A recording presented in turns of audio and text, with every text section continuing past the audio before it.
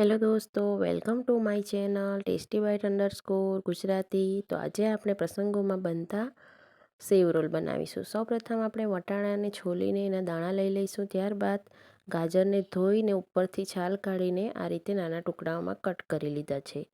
હવે આ બંનેને આપણે એક મિક્સર જારમાં લઈને એને અધકચરું એવું વાટી લેવાનું છે. તો આપ જોઈ શકો છો અહીં વટાઈ ગયું છે. જો આપને લાગે કે હજી બરાબર નથી થયું તો ફરી એકવાર એને ચલાવી લેવું. તો આ મિશ્રણને હવે આપણે એક પેન લઈશું. એને ગરમ થાય એટલે 2 ચમચી તેલ નાખીને એને સાંતળી લઈશું, જેથી એની કચાશ જે છે એ દૂર થઈ જાય. તો આને આપણે સ્લો ટુ મીડિયમ ગેસ પર જ આને સાંતળવાનો છે.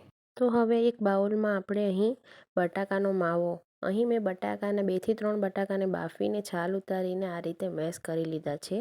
એને આપણે એક બાઉલમાં લઈ લઈશું. ત્યારબાદ તેમાં આપણે આ સાંતળેલું ગાજર અને વટાણાનું મિક્સચરને એડ કરીશું. ત્યારબાદ એમાં હલ્દી પાવડર, ગરમ મસાલો, લાલ મરચું, મીઠું,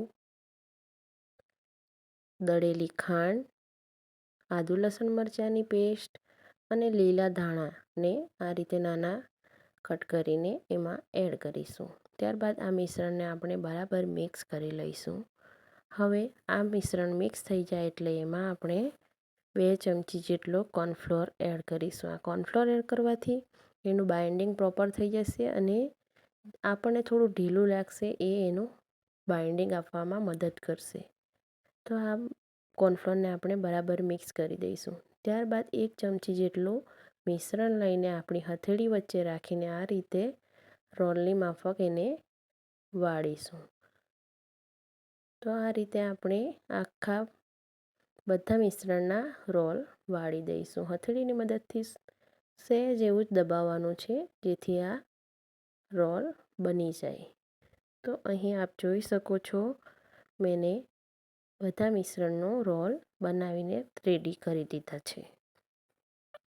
તો હવે આપણે એને સ્લરી બનાવીશું. તો અહીં મેં 1 ચમચી કોર્નફ્લોર લીધો છે અને 2 થી 3 ચમચી જેટલું પાણી એડ કર્યું છે. અને આ રીતે કોર્નફ્લોરની સ્લરી આ રીતે ચમચીથી આપણે હલાવીશું એટલે એકદમ કોર્નફ્લોર પાણીમાં ભળી જશે અને આ સ્લરી રેડી થઈ જશે.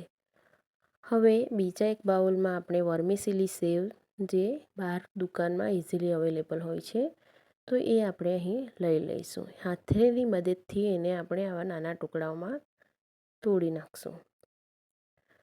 તો હવે આપણે એક આ રીતે રોલને લઈ એને સ્લરીમાં ડીપ કરવાનું છે.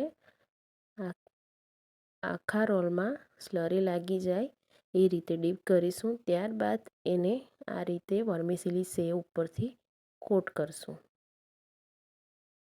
તો આ રીતે હળવે હાથેથી આપણે કરવાનું છે. સાઈડના ભાગોમાં પણ આ રીતે સેવ લાગી જાય એ રીતે આપણે કરીશું. તો અહીં મેં બધા રોલને આ રીતે કોટિંગ સ્લરીમાં ડુબાડીને કોટિંગ કરી લીધું છે.